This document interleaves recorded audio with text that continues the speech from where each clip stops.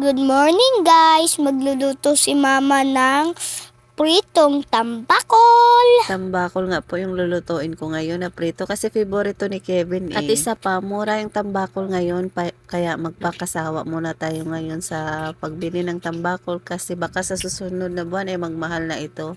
2 piraso yung binili ko, 80 pesos lang yung nabayaran ko. Pinahiwa ko lang siya ng 4 piraso. At kasyang-kasya na to sa umagahan namin at saka sa tanghali. Use oil nga lang yung ginamit ko nito kasi nung nakaraan nagprito ako ng chicken ay niligpit ko yung oil kaya ginamit ko ngayon sa pagprito ko ng isda. Magtitipid tayo ngayon mga mi kasi malapit na naman yung pasukan at mamimili na naman ng mga gamit sa school ng mga bata kaya tipid-tipid din. Kahit anong tipid naman wala pa din, nauubos at nauubos pa din at wala ding naiipon kaya mas masarap nga sana to pag buo ipiprito kaso nga lang hindi kami sabay-sabay kumain sa umaga kaya pinahiwa-hiwa ko na lang. Nagising na nga dito si Clea at inaasar niya ako na tumataba na nga ako kaya kailangan ko na daw mag-exercise para pumayat ako. At ito luto na yung pritong isda na may pritong talong para sa almusal at saka sa tanghalian. At fast forward nga sa aming hapunan ay naghahanda ako ng chicken afritada kaya bumili ako ng manok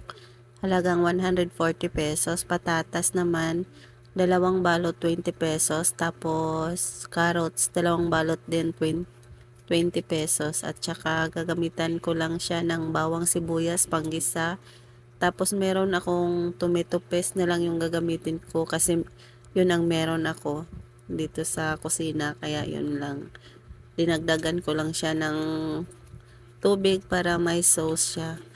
Kaya ito na yung ulam namin sa hapunan. Thank you for watching guys. Bye bye. Follow for more.